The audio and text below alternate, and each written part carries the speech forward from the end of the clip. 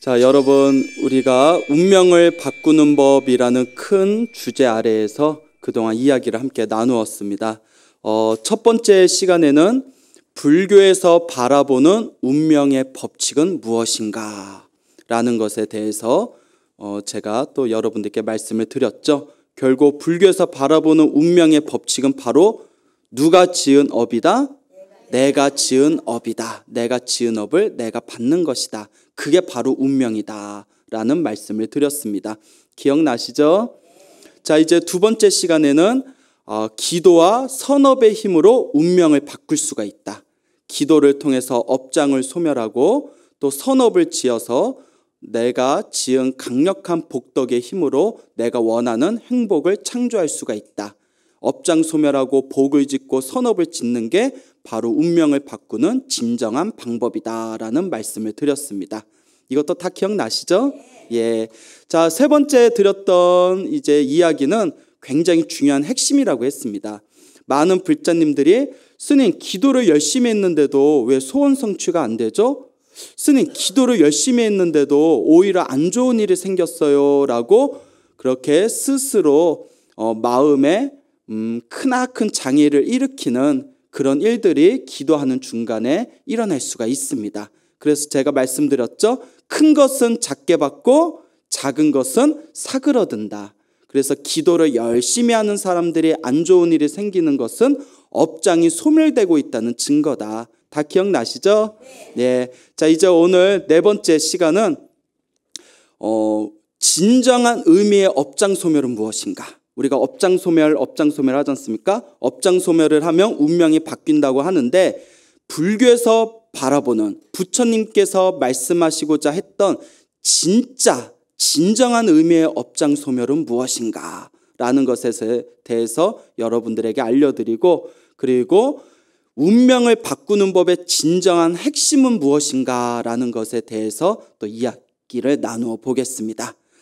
자, 업장소멸. 우리가 불제자로서 살아가면서 업장소멸이라는 말을 굉장히 자주 듣습니다. 그런데 업장소멸하면 많은 분들이 생각하시기를 안 좋은 애구는 사라지고 좋은 일은 팍팍 생기고 그게 업장소멸 아닙니까? 라고 생각하는 분들이 많죠. 실제로 업장소멸에는 나쁜 재앙이 소멸되고 좋은 행운이 가득히 우리 주변에서 좋은 일들이 많이 생기는 것이 바로 업장소멸이다라고 말할 수도 있겠지만 정말 부처님께서 말씀하시고자 했던 불교에서 말하고자 하는 진정한 업장소멸은 다른 곳에 있습니다. 궁금하시죠? 예, 또 이야기하면 다 아는 내용이겠지만 또 복습 삼아서 한번 들어보시기 바랍니다. 자, 제가 재밌는 이야기를 하나 드릴게요. 부처님 당시에 비사리라는 이름을 가진 여인이 있었습니다. 비사리라는 이름을 가진 여인이 있었는데 비사리. 예. 그런데 이 비사리라는 여인네가 굉장히 지혜가 총명하고 마음이 아주 어질고 착했다고 합니다. 그래서 그 나라의 왕이었던 파사이 왕, 불교 경전 보면 많이 나오죠. 그 당시 왕이었던 파사이 왕이 이제 자신의 누이 동생으로 삼습니다. 은한매를 맺은 거죠. 자신의 누이 동생으로 삼을 정도로 아주 지혜가 총명하고 아주 마음이 어진 비사리라는 여인네가 있었는데 이 비사리가 부부 금실이 좋았는지 아이를 낳았는데 몇 명을 낳았을까요? 예, 놀라지 마세요. 32명을 낳았답니다. 예, 32명을 낳았대요. 예. 정말 참 아름다운 일이에요. 예. 정말 부부금슬이 좋았나 봐요. 보통 한 3명 나오면 이제 지쳐가지고 못 나올 텐데 32명을 낳았다고 합니다. 예. 스님 설마 32명 낳았겠어요? 저도 경전에 32명 낳았다고 해가지고 깜짝 놀랐는데 그 세계 기네스북에 보니까 몇십 명 낳으신 분도 있더라고요. 그러니까 그게 꼭 거짓은 아닐 겁니다. 그렇죠? 그래서 이제 32명의 아들을 낳았는데 이 아들이 하나같이 힘이 장사라서 일당백이었다고 합니다. 혼자서 100사람을 상대할 정도로 힘이 아주 장사고 얼굴도 잘생기고 그리고 아주 똑똑한 그런 나라의 큰 인재가 될 만한 그런 32명의 아들이 있었습니다. 그래서 이 32명의 아들들이 무럭무럭 자랐는데 이 비사리 어머니를 따라서 부처님에 대한 신심이 아주 지극했다고 합니다. 그래서 어느 날 부처님과 거룩한 스님들을 모시고 비사리하고 32명의 아들이 부처님께 공양을 올리고 설법을 듣습니다. 그때 부처님의 설법을 듣고 비사리와 32명의 아들이 모두 수다원가를 증득하게 됩니다. 수다원가 아시죠? 예, 그래서 금강경에 보면 이 윤회에서 벗어나기 위해서 도달하는 4가지 단계가 있죠. 첫 번째가 수다원, 두 번째가 사다함, 세 번째가 아나함, 마지막이 아라한, 모든 번뇌와 욕망이 사라지신 아라한. 그래서 수다원의 경지에서부터 성인이라고 부른답니다. 성인. 그래서 수다원이 되면 7생 안에, 몇 생 안에? 그렇죠. 7생 안에 아라한이 될 수가 있다고 합니다. 그래서 수다원에서부터는 성인이라 불리우게 되고 부처님께서는 지구를 다스리는 황제보다도 수다원이 훨씬 더 고귀하다라고 선언하실 정도였죠. 근데 32명의 아들과 비사리, 어머니 비사리가 부처님께 불공을 올리고 설법을 듣고 나서 그 자리에서 수다원가를 증득해요. 정말 대단하죠. 그런데 그 호사다마라고 하죠. 좋은 일이 많이 생기다 보니까 또 전생에 무슨 업이 있었나 봐요. 그 32명의 아들과 원한 관계에 있던 사람이 몰래 음모를 꾸밉니다. 그래서 파사이 왕한테 가서 저 32명의 젊은이들이 반역죄를 저지르기 위해서 계획을 짜고 있습니다. 하루빨리 처단하십시오라고 함정을 꾸밉니다. 그래서 파사이 왕이 자기 은남매, 자기 누이 동생의 아들이니까 자기한테 조카나 다름없지 않습니까? 근데 그 음모에 빠져가지고 32명의 아들의 목을 다 잘라버립니다. 예, 그 경전에 나와요. 사람이 이렇게 무서워요. 32명의 아들의 목을 다 자른 뒤에 그걸 이제 함에다 집어넣고 이렇게 나무 상자 함에다 집어넣은 뒤에 비사리 집에다 그 32개의 상자를 보냅니다. 그러니까 이제 비사리가 뭔가 하고 열어보려고 하는데 그때 때마침 부처님과 부처님의 거룩한 제자들이 비사리의 집안에서 사시공양, 공양청을 받으실 때였대요. 그때 부처님께서 다 알고 계세요? 모르고 계세요? 그래서 부처님께서 비사리가 비록 지금 수다원가를 얻었지만 지금 32명의 아들의 목이 잘린 이 모습을 본다면 큰 충격을 받고 잘못하면 불법에 대한 신심조차 흩어질 수가 있다. 그러니 내가 마땅히 제도해야 되겠다라는 마음을 일으키십니다. 그래서 비사리야 멈추어라. 지금 부처님께 공양을 올리고 있으니 공양이 다 끝나고 난 뒤에 보아도 괜찮지 않겠느냐라고 부처님께서 말리십니다. 참 지혜로우세요.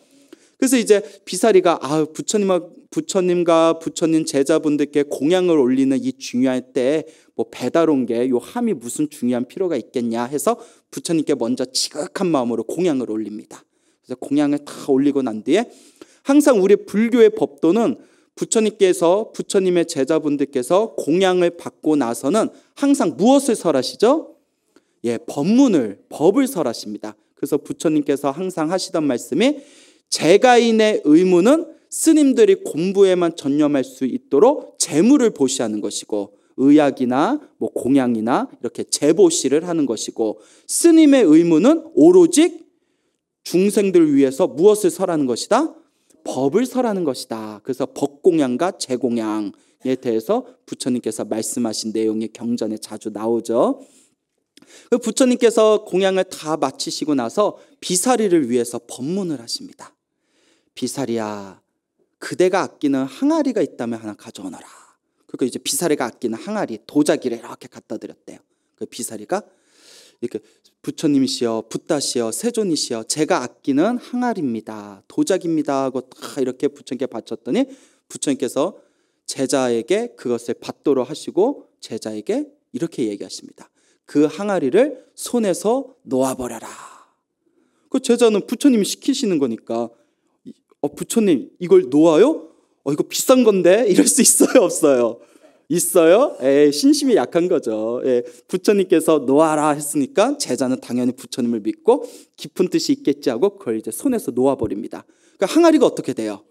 와장창 하고 깨져버리는 거예요. 그 비사리도 이제 살짝 속이 상할 수도 있죠. 하지만 워낙 신심이 깊고 이미 수다원가에 증득했기 때문에 부처님께서 무언가 깊은 뜻이 있으셨겠지 하고 가만히 지켜봅니다.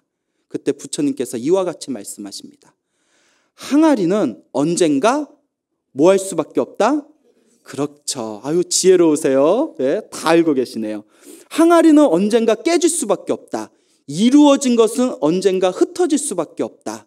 사랑하는 사람은 언젠가 헤어져야 되고, 그렇죠, 여러분? 내가 아끼는 것도 언젠가는 무너질 수밖에 없다. 이것이 무상법이다. 이루어진 것은 흩어지기 마련이다. 그것을 있는 그대로 꿰뚫어 본다면 영원한 자유를 얻으리라. 이 부처님의 설법 끝에 비사리가 그 자리에서 아나함가를 증득하게 됩니다. 아나함. 예? 아라한에 이르는 세 가지 단계 중 세 번째 아나함. 네. 자, 이 아나함은 굉장히 깊은 경지예요.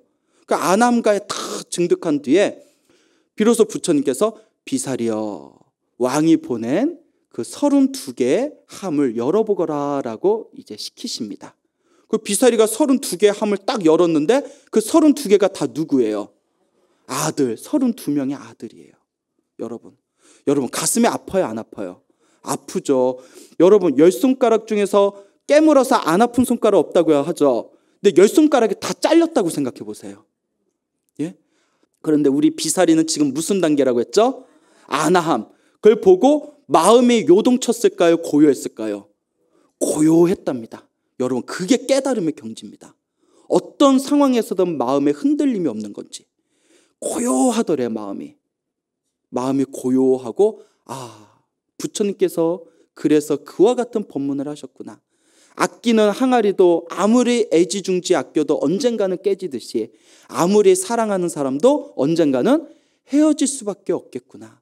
모든 이루어진 것은 언젠가 흩어지게 되는구나. 그래서 마음의 관찰, 마음의 챙김, 이 마음 챙김이 확실하게 이루어지면서 흔들리지 않는 고요한 마음으로 그 아들의 죽음을 담담하게 받아들였다고 합니다. 대단하죠. 그런데 집안에서 난리가 난 거예요. 그 32명의 아들들이 결혼을 했는데 다들 그 처가댁이 그 나라의 유명한 귀족들이었다고 합니다. 그러니까 그 32명의 처가댁에서 완전히 난리가 나서 이 나라에 큰 전쟁이 일어날 상황까지 이르게 되었대요. 그때 비사리가 그 32명의 이제 자신의 며느리들을 부르고 이와 같이 얘기합니다. 이 모든 것은 다 누구의 업이다? 다 우리가 지은 업이다. 부처님께서 항상 인과응보의 법칙으로 세상을 바라보라고 하지 않았느냐. 아들이 죽은 슬픔을 말할 것 같으면 내 가슴이 더욱더 아프지 않겠느냐. 하지만 나는 이 모든 것이 우리가 지은 업임을 알기에 내 마음에는 슬픔이 없다. 그러니 나의 며느리들아, 부디 원망하는 마음, 그 원한심을 놓아버려라 라고 간곡하게 이야기를 합니다. 이 정도면 성인이죠. 이 정도면 성인이에요. 이렇게 간곡한 마음으로 며느리들을 설득을 하니까 이 며느리들의 마음을 돌립니다. 이 소식이 파사이 왕 귀에 들어갑니다. 깜짝 놀랍니다. 파사이 왕이.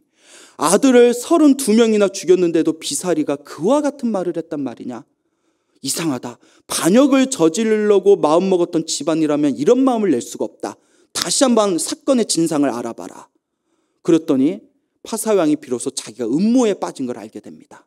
뒤늦게 알게 된 거죠. 너무나 후회하는 마음이 생겨서 비사리를 찾아갑니다. 비사리 앞에서 눈물을 흘리면서 비사리야 내가 미쳤었나 보다. 비사리야, 네가 원하는 소원은 무엇이든지 다 들어주겠다. 나를 용서해다오. 근데 비사리는 이미 아나함가를 증득해서 마음에 어떤 원한도 없습니다. 왕이시여, 모든 것은 다 우리가 지은 업의 결과일 뿐입니다. 제게 바람이 있다면 저와 저의 며느리가 친정으로 그냥 조용히 돌아갈 수 있도록, 이 나라를 나갈 수 있도록, 친정에서 마지막 말년을 보낼 수 있도록 그렇게 배려해 주십시오라고 소원을 빌었다고 합니다. 예. 우리 같으면 한 100억, 1000억 보상금 때릴 텐데 예? 예? 뭐 자식의 목숨을 어떻게 돈으로 환산할 수 있겠어요? 있어요, 없어요? 없죠. 그렇죠. 없지만 그래도 분해서라도 그러면 내 아들 목 하나당 한 100억씩 쳐주세요. 이래도 할 말 없는 거예요. 그렇죠. 예? 왜냐? 돈으로도 환산할 수 없는 게 아들의 건강이고 아들의 생명인데, 예?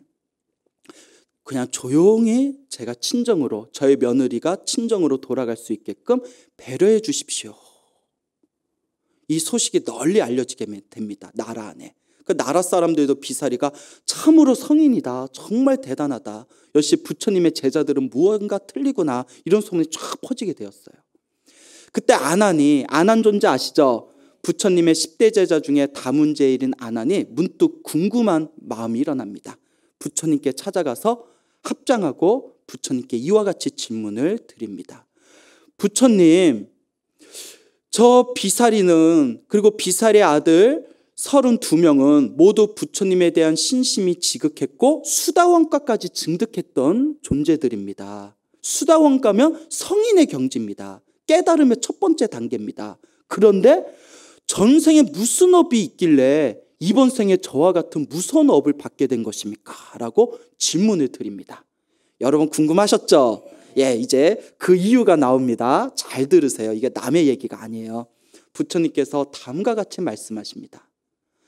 나의 제자 아나나 자세히 듣거라. 머나먼 과거 전생에 석가모니 부처님이 세상에 출현하기 이전에 훨씬 더 머나먼 과거 전생에 32명의 젊은이들이 있었다. 근데 이 32명의 젊은이들이 너무 배가 고프던 차에 들판에서 한가롭게 풀을 뜯어먹고 있는 소를 발견하게 되었다. 무엇을? 소를. 소를 발견하게 된 이 젊은이들은 너무 배가 고파서 저 소를 훔쳐다가 우리가 고기로 삶아먹고 데쳐먹고 볶아먹자라고 마음을 먹게 되었다. 그래서 그 소를 이제 잡아다가 이 소를 어디서 요리해 먹을까 고민하던 차에 32명의 젊은이들이 평소에 친하게 지내던 노파를 찾아갔다. 할머니 노파를 찾아가서 할머니도 배가 고프시죠? 오랫동안 고기 맛을 못 보셨죠? 이 소를 우리가 죽여서 고기를 내어드릴 테니까 이 고기로 맛있게 요리를 좀 해주십시오 라고 당부를 한 뒤에 그 소를 죽이려고 하는데 소가 영물이에요. 눈물을 뚝뚝 흘리면서 무릎을 꿇고 살려달라고 구슬프게 우는 겁니다. 이쯤 되면 죽여요, 못 죽여요? 아, 우리 못 죽여요. 예? 예? 진짜 못 죽여요. 예? 여러분들도 사실 정육점에 고기가 진열되어 있으니까 그냥 마음 편하게 사 먹는 거지. 야, 네가 죽여서 먹어 하면 먹어요, 못 먹어요? 못 먹어요. 그래서 소가 눈물을 뚝뚝 흘리면서 무릎을 탁 꿇으니까 이 젊은이들이 불쌍해서라도 도와줄 텐데 그때도 이제 미쳤나 봐. 사람이 한 번씩 미칠 때가 있어요. 소를 그 자리에서 목을 딱 쳐버립니다. 목을 딱 쳐버려요. 쳤는데 쉽게 죽어요, 안 죽어요? 안 죽죠. 그 덜 잘린 소의 목을 계속 쳐대는 겁니다.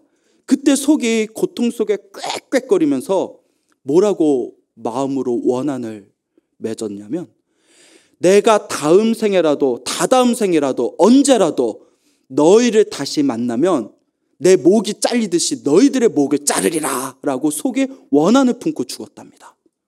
무섭죠? 여러분 소도 생각을 해요. 여러분 개 키우시죠? 개 생각해야 안 해요? 그럼 개도 생각이 있어요. 고양이도 생각이 있습니다. 소도 생각이 있어요. 죽으면서 그렇게 원한을 마음속으로 강력한 원한을 맺으면서 그 소가 죽게 됩니다. 그리고 그 노파에게 고기를 갖다 줬을 때 노파가 그걸 볶아먹고 지져먹고 요리를 깨끗하게 하면서 그 노파가 흐뭇해하면서 내 생에 이렇게 배불리 고기를 먹은 적이 처음입니다. 너무 기쁩니다 하면서 그 고기 죽은 그 핏덩어리가 가득한 그 고기 앞에서 미소를 지으면서 아주 흡족한 표정을 지었다고 합니다. 자, 이제 슬슬 여러분들 전생에 어떤 어변이 있었는지 이해가 가시죠? 그 소가 지금의 누구였을까요? 파사의 왕이었다는 겁니다. 그 소가 내가 너희들을 가만두지 않으리라. 이게 파사의 왕이었다는 거예요. 그 소의 목을 잘랐던 32명의 아들은 바로 그때 누구였을까요? 그렇죠. 전생에 바로 그 소의 목을 잘랐던 32명의 젊은이들. 그들이 바로 이번 생에 비사리의 아들이었다고 합니다. 자, 그래서 또 이야기를 계속 이어나가자면 그러면 그때 고기를 볶아주고 데쳐주고 요리를 해주면서 그 죽은 소 앞에서 흐뭇하게 미소를 지었던 그 노파가 이번 생에 누구였다? 비사리였다는 겁니다.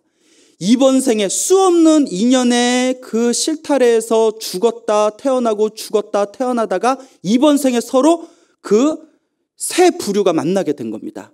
전생에 소였던 파사유관과 전생에 소를 죽였던 32명의 젊은이와 그리고 전생에 요리를 해줬던 비사리, 그때의 인연으로 이와 같은 무서운 업의 고통을 당하게 된 것이다 라고 부처님께서 말씀하셨습니다. 아시겠죠? 그러니까 안한존자가 질문을 하나 더 던집니다. 근데 부처님, 그러면 전생에 또 어떤 인연이 있었길래 이렇게 훌륭한 집안에 저렇게 잘난 모습으로 이 세상에 출현하게 되신 겁니까? 이 세상에 태어나게 된 겁니까? 그렇죠, 여러분. 그 32명의 젊은이들이 정말 좋은 귀족 집안에 일당백에 큰 힘을 갖추고 아주 좋은 집안의 귀족으로 태어나게 되었고, 그가 안한존자가 전생에 그와 같이 무서운 업을 지었는데 이번 생에 무슨 과보로 깨달음의 첫 번째 수다원가를 얻은 것입니까? 그리고 비사리는 어찌하여 아나함가까지 얻은 것입니까? 라고 질문을 던집니다. 이것도 궁금하죠? 이것도 다 이유가 있어요. 여러분, 원인 없는 결과는 있다 없다? 그렇죠. 다 원인이 있습니다. 부처님께서 미소를 지으면서 이렇게 얘기하십니다. 아나나 잘 듣거라. 석가모니 부처님이 출현하기 전에 가섭부처님 시대 때, 과거 칠불에 가섭부처님 나오죠. 가섭부처님 시대 때 한 노파가 있었는데 부처님에 대한 신심이 지극하였다. 하루는 노파가 길을 가다가 32명의 젊은이를 만나게 되었다. 32명의 젊은이들이 아니 할머니 어딜 그렇게 급하게 어딜 그렇게 가세요? 근데 얼굴은 어딜 가시길래 그렇게 흐뭇하게 미소를 지으면서 가세요? 하고 질문을 했더니 이 노파가 이복의 젊은이들, 내가 요 부처님이 사리탑에 가서 부처님한테 불공을 올릴 터인데 자네들도 시간이 남으면 나랑 같이 부처님 사리탑에 가서 불공하고 기도를 하고 공양을 올립시다 라고 권유를 하게 됩니다. 그 32명의 젊은이들이 부처님한테 기도하러 간다니까 같이 따라가서 그 노파와 32명의 젊은이들이 부처님의 사리탑 앞에서 지극한 마음으로 기도를 했대요. 공양을 올리고 기도를 하면서 다음과 같이 원력을 세웁니다. 여러분 기도하고 나면 항상 서원을 세우시죠? 항상 발언하시잖아요. 거룩하신 부처님, 부처님께 공양을 올리고 열심히 기도한 이 공덕으로 항상 태어날 때마다 부귀영화를 누리게 해주시고 언젠가 부처님의 설법을 들으며 깨달음을 얻게 해주십시오라고 지극한 마음으로 원력을 세웠다. 그때의 원력으로 이와 같이 32명의 젊은이와 비사리, 그 노파가 이번 생에 비사리와 비사리의 32명의 아들로 부귀영화를 누리는 집안에 태어나게 되었고 부처님 앞에서 서원을 세운 그 공덕으로 깨달음의 경지에 이르게 된 것이다. 그리고 비사리는 그 32명의 젊은이들을 불법에 인도한 공덕으로 이번 생에 어디까지 간 것이다? 아나함까지 간 것이다 라고 부처님께서 설법을 하시는 내용이 나옵니다. 대단하죠? 여러분들이 지금까지 불법의 귀에서 부처님 앞에서 지극한 마음으로 기도하고 부처님께 불공 올리고 공양 올린 그 모든 선업을 여러분들도 언젠가 다 받게 될 것입니다. 얼마나 좋습니까? 절대 부처님을 향한 내가 지은 선업과 공덕의 힘은 결코 사라지지 않는다. 수없는 생을 지나서라도 반드시 받을 수밖에 없다. 왜? 원인이 있으면 반드시 뭐가 있다? 결과가 있다. 근데 여러분들 얼마나 좋아요? 좋죠? 너무 좋습니다. 혹시 알아요? 이번 생에 이렇게 이제 스님들한테 법문 들은 그 공덕으로 여러분들 몇 생 안 지나서 큰 깨달음을 얻게 됐지. 예, 반드시 그런 공덕이 있을 겁니다. 믿습니까? 예, 그래요. 믿음을 가지셔야 됩니다. 예. 아, 믿음이 충만한 무상사 너무 아름답습니다. 예, 믿음이 충만해요. 자, 그와 같습니다, 여러분. 근데 우리가 한 가지 생각해 볼 게 있어요. 선업도 지었지만 알게 모르게 무엇도 지었다. 그렇죠. 그러니까 기도를 많이 하셔야 돼요. 알겠죠? 자, 그럼 여기서 우리가 생각해 볼 게 있습니다. 비사리와 비사리의 아들들은 이와 같은 선업과 악업의 업을 지었습니다. 그래서 선업은 선업대로 받았고 악업은 악업대로 받았습니다. 그렇죠? 근데 여기서 중요한 거. 깨달음의 경지에 이르른 성인의 경지에서도 그 업을 피했다, 못 피했다? 못 피했다. 못 피했다. 무슨 얘기인지 아시겠죠? 자, 그러면 스님 운명을 바꾸는 법이라고 하셨는데 성인이 돼서도 그 운명을 못 바꾸면 불교는 운명을 바꾸는 법이 맞습니까? 라는 의문이 생길 수 있겠죠. 그렇지만 저번 시간에 분명히 말씀드리지 않았습니까? 내가 지은 업은 반드시 자국이 남는다, 안 남는다? 남는다. 자, 예를 들어서 하얀 옷이 있어요. 하얀 옷에 김치 국물이 튀기면 빨아도 흔적이 남아요, 안 남아요? 살짝 남죠? 살짝 남습니다. 그리고 희미하게 묻은 얼룩은 지워져요, 안 지워져요? 지워지죠. 그래서 진하게 묻은 자국은 흔적이 살짝 남고, 그리고 흔적이 희미한 것은 빨면 잘 안 보일 정도로 사그러들고, 이것을 업의 법칙으로 얘기하면 큰 것은 작게 받고 작은 것은 소멸하고. 맞습니까? 성인의 경지에 이르렀기 때문에 더 무서운 업을 계속 받을 수 있었지만 이번 생에 목이 잘린 걸로 그 악업이 다 대체된 겁니다. 알겠죠? 그것도 피했으면 너무나 좋았겠지만 그만큼 업이란 게 무섭다는 거예요. 그만큼 업이 무섭다는 겁니다. 성인도 피하기가 힘들어요. 대신 큰 것을 작게 받은 거죠. 그래서 불교에서 말하는 진정한 업장소멸은 그 업을 안 받는 게 업장소멸이 아닙니다. 업을 받든가 업을 받지 않든가 업의 본질을 있는 그대로 꿰뚫어보고 결코 마음이 뭐하지 않는 거, 흔들리지 않는 거, 그게 바로 업장소멸입니다. 아시겠습니까? 좋은 일이 생겨도 그것에 집착하지 않고 나쁜 일이 생겨도 그것에 마음에 흔들리지 않고 항상 마음이 고요하고 평온한 거, 좋은 일이 생기든 나쁜 일이 생기든 항상 마음이 편안한 거, 이것이 진짜 업장소멸이다라고 우리 경전에서는 이야기하고 있습니다. 동감하십니까? 그게 바로 업장소멸입니다. 여러분, 육바라밀이란 말 들어보셨죠? 육바라밀, 대승불교의 수행자가 닦아야 하는 6가지의 바라밀, 육바라밀이 있는데요. 저쪽 아함경, 니까야, 그 아비달마 불교를 상징하는 남방불교는 10바라밀을 설하고 있습니다. 10가지 바라밀.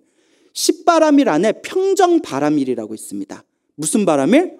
평정바라밀. 반드시 붓다가 되기 위해서 체득해야 할 바라밀 중에 평정바라밀이라고 있는데 항상 마음이 평온하고 안정된 상태, 그게 평정바라밀입니다. 그래서 부처님께서 우리 중생들에게 항상 평정해야 된다라고 설하십니다. 근데 우리 마음이 항상 평정해요? 항상 흔들려요? 항상 흔들리죠. 기쁜 일이 생기면 기뻐서 흔들리고 슬픈 일이 생기면 슬퍼서 흔들립니다. 근데 여러분, 우리의 마음을 가만히 보면 요 흔들리는 마음만 항상 고요하고 편안하면 항상 우리가 행복해질 수 있는데 그래요, 안 그래요? 그래요? 보살님은 수행을 많이 해서 그런가 보다. 근데 우리 보통 중생들의 마음은 자꾸 마음이 이랬다 저랬다 끊임없이 일희일비를 거듭합니다. 마음이 항상 요동쳐요. 요동치는 마음 때문에 항상 마음이 불안합니다. 그렇죠? 그래서 부처님께서 다음과 같이 평정바라밀을 닦아라. 이와 같은 방법으로 평정바라밀을 닦으면 항상 마음이 고요해지리라 라고 말씀하셨습니다. 어떤 방법을 가르쳐 주셨냐? 행복한 일이 생기든 불행한 일이 생기든 다 누가 지은 업이다? 내가 지은 업이다 라고 생각해라. 무슨 말인지 아시겠죠? 행복한 일이 생겼다고 해서 그것에 집착하지 말고 불행한 일이 생겼다고 해서 그것에 흔들리지 말고 행복한 일이 생길 때면 내가 복을 많이 지어서 선업을 많이 지어서 이와 같은 행복의 결과가 나타났구나. 알겠죠? 그 중요한 게 불행한 일을 만났을 때 대부분의 사람들이 불행한 일을 만나면 금방이라도 숨이 넘어갈 것 같이 가슴이 무너지는 느낌이 듭니다. 그때 부처님께서 불행한 일이 만나면 내가 전생에서부터 지어온 업을 내가 지금 풀고 있구나. 행복한 일이 생기든 불행한 일이 생기든 다 내가 지은 업이기 때문에 내가 받는 것일 뿐이다 라고 항상 마음을 다스리며 그 사람은 언젠가 무슨 바라밀에 도달하게 되리라? 평정바라밀에 도달하게 되리라 라고 말씀하셨습니다. 무슨 말씀인지 이해 가시죠? 그게 바로 진정한 불자의 모습입니다.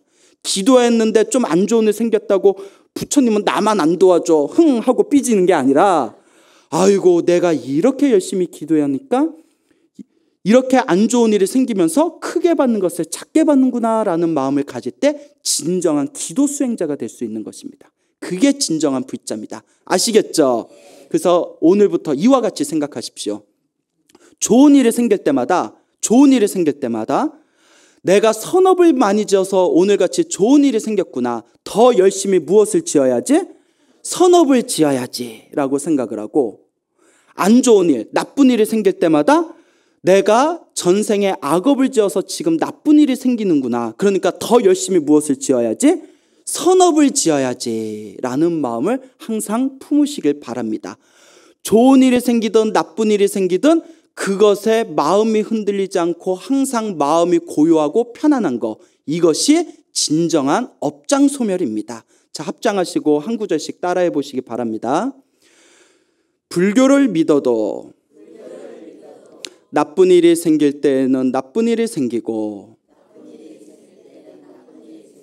불교를 믿지 않아도 좋은 일이 생길 때는 좋은 일이 생깁니다. 좋은 일이 생기든 나쁜 일이 생기든 모두 다 내가 지은 업입니다. 좋은 일이 생기든 나쁜 일이 생기든 항상 마음이 평온한 것, 이것이 불교의 핵심입니다. 나무 마하바냐 바라밀. 예, 손을 내리시기 바랍니다. 어때요? 이 개성인 마음에 와 닿으십니까? 예, 여러분 살면서 좋은 일이 생기건 나쁜 일이 생기건, 불교를 믿는 사람도 나쁜 일이 생길 땐 나쁜 일이 생깁니다. 불교를 믿지 않아도 좋은 일이 생길 땐 좋은 일이 생깁니다. 좋은 일이 생기든 나쁜 일이 생기든 누가 지은 업이다? 내가 지은 업이다. 내가 지은 업이기 때문에, 내가 지은 업을 내가 이 숙제를 풀고 있는 것이기 때문에 내가 당연히 받아야 되는 것이기 때문에 나는 결코 흔들리지 않는다. 이러한 평정 바라미를 여러분들이 닦으실 때 여러분들 내면에 진정한 선업의 공덕과 진정한 불제자의 보석이 활짝 빛을 발하실 것입니다. 알겠죠? 예. 자, 이와 같이 여러분들에게 이제 업장소멸에 대해서 간단하게 말씀을 드렸고요. 업장소멸의 진정한 의미가 뭔지 아시겠죠? 이제 나중에 기도했는데도 좋은 일 안 생겼다고 떼쓰면 안 돼요. 예, 이건. 자, 그리고 이제 마지막으로 운명을 바꾸는 법의 진정한 핵심을 마지막으로 알려드리고 이제 마치도록 하겠습니다. 운명을 바꾸는 법의 진정한 핵심은 운명에서 벗어나는 법입니다. 운명의 틀 안에서 아무리 운명을 바꿔봤자 결국 어디 아니에요? 운명 아닙니다. 운명을 바꾸는 진정한 방법은 돈을 많이 버는 것도 아니고 건강을 해지는 것도 아니고 뭐 좋은 배우자를 만나는 것도 아닙니다. 아예 그 운명에서 벗어나는 것, 그것이 바로 운명을 바꾸는 법의 핵심입니다. 그러면 스님 어떻게 운명에서 벗어납니까? 운명의 다른 말을 우리가 윤회라고 합니다. 뭐라고 한다? 윤회. 제가 불교에서 바라보는 운명의 법칙, 불교에서 바라보는 운명이란 업이라고 했었죠. 맞습니까? 업이라고 했지 않습니까? 그 업의 흐름을 운명이라고 했지 않습니까? 그 업을 축으로 해서 끊임없이 태어나고 죽는 그 흐름, 그 운명의 울타리, 그 운명의 수레바퀴를 우리는 무엇이라고 부른다? 윤회라고 부릅니다. 태어나고 죽고 태어나고 죽음에서 벗어나는 거. 여러분 솔직히 싫어하고 미워하는 사람 있죠? 한두 명씩은. 예? 그 사람 또 만나고 싶어요? 안 만나고 싶어요? 근데 다음 생에 또 만난다? 예? 지겹죠? 그게 윤회예요. 내가 지은 그 인연을 또 만날 수밖에 없는 거. 그게 업의 울타리입니다. 내가 지은 업을 축으로 해가지고 끊임없이 돌고 있는 이 수레바퀴, 이 업의 수레바퀴를 바로 운명의 흐름이라고, 운명의 울타리, 운명의 수레바퀴라고 부르는 것입니다. 알겠죠? 운명에서 벗어나는 법이 정말 운명을 바꾸는 법입니다. 운명에서 벗어나는 법을 다른 말로 생사해탈법, 윤회에서 벗어나는 길, 그게 진짜 여러분들의 운명을 바꾸는 법입니다. 운명을 바꾸려면, 운명에서 벗어나려면, 생사윤회에서 벗어나려면 크게 두 가지 방법이 있습니다. 첫 번째는 윗바사나를 열심히 해서 아라한이 돼서 벗어나거나 참선을 열심히 해서 견성성불해서 윤회에서 벗어나야 됩니다. 그런데 쉬워요? 어려워요? 엄청 어렵죠. 예? 스님들도 평생을 해도 이룰까 말까 하는데 여러분들 집안에서 애 키우고 직장 다니면서 될 것 같아요? 안 될 것 같아요? 그럼 어떡하냐? 이거 윤회에서 영원히 못 벗어나나? 근데 두 번째 방법이 있습니다. 두 번째 방법은 쉽습니다. 부처님께서 말법 시대 중생들을 위해서 마련해 놓은 마지막 방법이 있습니다. 바로 염불정토법입니다. 열심히 염불해서 극락세계에 태어나면 더 이상 윤회한다, 윤회하지 않는다. 윤회하지 않는다. 여러분, 천상세계는 아무리 천상 꼭대기에 태어나도 또 떨어져요, 안 떨어져요? 떨어지죠. 근데 아미타 부처님이 계시는 불국토에 태어나면 또 떨어져요, 안 떨어져요? 안 떨어집니다. 번뇌가 있는 상태에서 불국토에 태어나서도 다시는 윤회 세상에 떨어지지 않는 거. 그래서 부처님께서 말법 시대에 윤회에서 해탈할 수 있는 최고의 방법은 우리 같은 이제 중생들을 위해서 설해 놓으신 거예요. 열심히 염불해서 어디에 태어나는 거다? 아미타 불국토에 태어나는 것이다 라고 말씀하셨습니다. 그렇죠, 여러분. 그래서 오죽하면 부처님께서 말법 시대가 돼서 부처님의 법이 완전히 사라지고 난 뒤에도 무량수경은 100년 동안 남겨놓겠다라고 하셨습니다. 마지막 중생을 위한 가르침이에요. 여러분, 솔직히 지금이 경전에서 얘기하는 말법 시대입니다. 말법 시대는 중생들의 근기가 낮기 때문에 참선이나 윗바사 같은 수행으로 스스로 깨달음을 얻기가 조금 힘든 시대입니다. 그렇다고 윗바사나나 참선이 나쁘다는 건 아니에요. 윗바사나도 좋고 참선도 최고의 수행법입니다. 근데 솔직히 우리 중생 근기에 닦기가 쉽다, 어렵다? 좀 어렵죠. 해봐서 알겠지만 좀 어려울 겁니다. 그런데 어떻게든 이번 생에 윤회에서 벗어나고 싶은 사람을 위해서 만들어 놓은 부처님의 마지막 비장의 무기가 바로 무엇이다? 그렇죠. 다음 생에 불국토에 태어나기를 간절히 발언하는 염불법이 중생들이 윤회에서 벗어나게 가장 좋은 방법이다라고 하셨습니다. 마지막으로 재밌는 이야기 하나만 짧게 드리고 이제 마치도록 하겠습니다.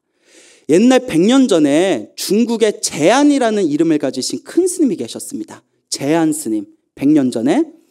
근데 이 제안 스님께서 어느 사찰에서 공부를 하고 계셨는데 어렸을 때 코 올릴 때 같이 장난치면서 놀던 친구가 찾아왔답니다. 친구가 나이 40이 넘어서 찾아왔대요.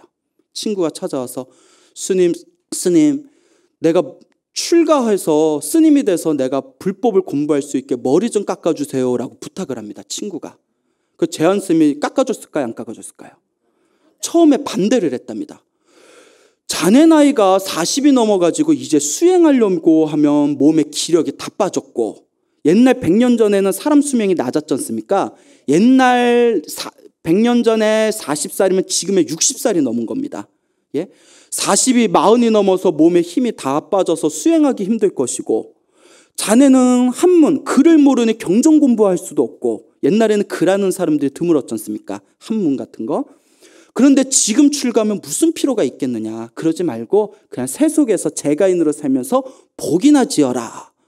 그러니까 이 친구가 사정사정을 하는 겁니다. 그 제안 스님이 출가를 안 시키려다가 왜냐하면 출가시켜봤자 별로 수행도 안 할 것 같아. 예? 너무 무식하고 수행도 안 할 것 같아서 고민하다 그래도 옛날에 알던 사이잖아요. 여러분 황금보다 더 무서운 게 뭐라고 해요? 인맥이라고 하잖아요. 인맥. 어떻게 아는 사람이 자꾸 부탁하는데. 그래서 머리를 깎고 출가를 시켜줍니다. 대신 조건을 겁니다. 내가 조그만 암자 하나 만들어주고 내가 공양주도 붙여줄 테니까 아무것도 하지 말고 오로지 나무 아미타불만 불러라. 나무 아미타불 부르다가 힘들면 좀 쉬었다가 몸이 회복되면 나무 아미타불 부르고 오로지 나무 아미타불만 불러라. 하겠느냐? 아이고 스님 출가시켜줬으니 스님이 하라는 대로만 하겠습니다. 그것도 참 우직해요. 그래서 옛날 큰 스님들은 머리 똑똑하고 말 잘하는 사람보다 우직한 사람을 좋아해요. 자, 그래서 우직하게 나무 아미타불만 불렀답니다.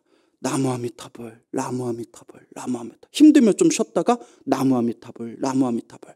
나중에는 입으로 나무 아미타불을 안 불러도 마음으로 나무 아미타불이 계속 돌아갈 정도가 됐대요. 계속 나무 아미타불. 그렇게 3년이 지나고 4년이 지났답니다. 어느 날 그 스님이 정말 3년, 4년은 오로지 나무 아미타불만 부른 거예요.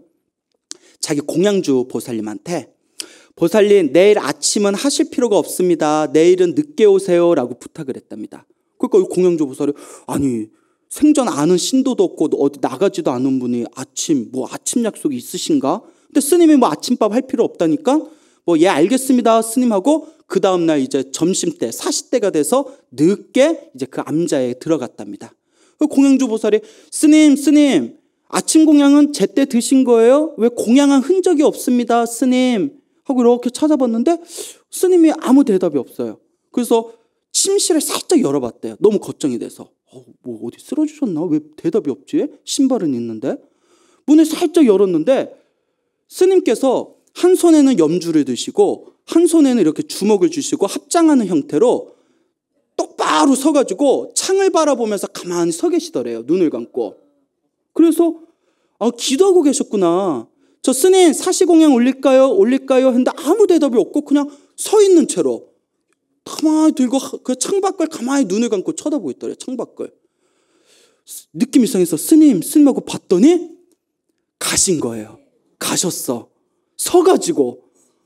앉아서 돌아가신 분 얘기는 들어봤지만 서서 가신 분은 드물어요. 서서 가셨네. 뭐가 그리 급해? 서서 가셨어. 깜짝 놀라가지고 만지지도 않고 바로 제한 스님을 연락을 합니다. 스님의 제자, 친구 제자였던 분이 서가지고 열반에 드셨습니다. 그래서 스님이 다 오셔가지고 3일 바다를 이제 강을 배를 타고 3일 동안 걸려서 오셨답니다. 3일 동안에 그대로 부패하지 않고 서 있는 그대로더래요. 그 제한 스님이 깜짝 놀라가지고 근데 한 손에 주먹을 쥐고 있어서 왜 주먹을 쥐고 있나고 손을 한쪽을 펴봤더니 돈이 있더래요. 왜 있었을까요? 딱 자기 장례식 비용. 자기 장례식 치를 때 다른 사람한테 이렇게 이제 피해주기 싫어서 자기 장례식 비용만 다 손에 쥐고 이렇게 합장하시고 가시더랍니다. 스님아 내가 자네를 무시했는데 이 시대 중국의 어느 큰 스님보다도 더 큰 일을 해냈구나. 자네야말로 진짜 극락왕생하였네 하면서 지극한 마음으로 그렇게 다비를 올렸답니다. 이 이야기를 제한 스님이 스스로도 감동받으셔서 평소에 법문하시고 강의하실 때 하도 자주 하셔가지고 오늘날까지 그 이야기가 내려오고 있답니다. 여러분 나이가 많다고 걱정하지 마세요. 경전 공부를 덜해서 무식하다고 걱정하지 마세요. 오로지 누구만 믿어라? 부처님만 믿어라. 마음마다 열심히 연불 하시면 여러분들도 반드시 생사윤회를 벗어나고 생사윤회를 벗어날 때 진짜 운명이 바뀌게 되었다. 진짜 운명을 벗어나게 되었다라는 것을 여러분들 마음속에 진리의 연꽃으로 활짝 꽃피우게 되실 겁니다. 이상 마치겠습니다.